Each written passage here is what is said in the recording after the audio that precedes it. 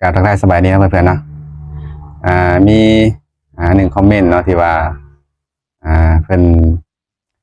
เปิดเปิดเพจบ่เป็นว่าง่ายว่าเพิ่นสร้างเพจใหม่บ่เป็นเนาะก็เลยมื้อนี้ก็เลยสิมาสอนเพื่อนๆว่าวิธีการตั้งเพจใหม่ใน Facebook มันเฮ็ดจังไดเนาะเพื่อนเนาะ เอาลองไปชมกันเลยเนาะ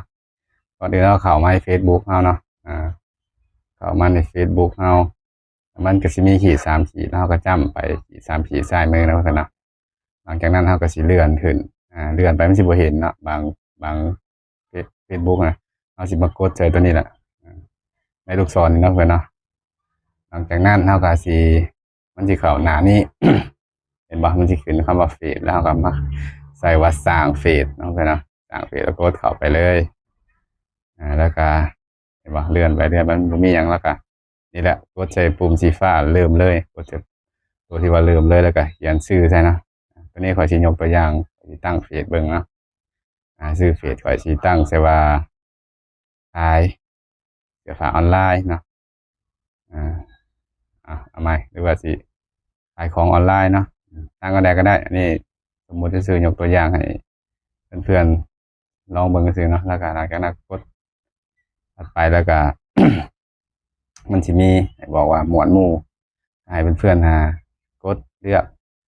เอาประมาณว่าสุขภาพหรือความงามเนาะเพื่อนเนาะประมาณนี้แล้วก็สิกดสร้างหลังจากนั้นก็รอถาแป๊บหนึ่งเนาะประมาณ5 วิแล้วมันก็มาหน้านี้เราก็สินี่แหละหน้าว่าคุณสร้างเฟซแล้วเราก็สิมาเลือกตัวที่ว่าสร้างเนื้อหาและเชื่อมต่อกับแฟนๆเลือกตัวลุ่มเนาะเพื่อนเนาะตัวเทิงนะครับบ่เลือกเพราะมันเป็นโปรโมทสินค้าเราเลือกตัวลุ่มเอาแล้วเราก็ติ๊กใส่แล้วมันสิมาหน้านี้เลยเห็นบ่นี่มันสิเป็นแบบนี้แหละโปรแกรมมันพูดเป็นได้นี่ขายออนไลน์นี่เห็นบ่หลังจากนั้นเราก็สิ กดหารูปโปรไฟล์เราใส่แล้วเพื่อนหารูปเนาะอันนี้ขอยกตัวอย่างว่าขอยจะเอารูปขอยใส่เอารูปตัวนี้ใส่ขายของออนไลน์นี่นะเอารูปตัวนี้ใส่เห็นบ่มันสิขึ้นมาเป็นรูปไปเลยเนาะหลังจากนั้นเราก็สิกดหรือว่า อยากใส่รูปข้างหลังก็ได้แต่ว่าขอยบ่ใส่เนาะรูปตัวโปรไฟล์ข้างหลังนะหลังจากนั้นเราก็สิกดถัดไปนะเพื่อนเนาะก็คือสิเข้าใจง่ายๆอยู่เนาะมึงส่งนี่กดถัดไปเห็นบ่อันนี้มันสิง่ายเนาะมันสิให้เลือกที่ว่าเชิญเพื่อนที่ว่า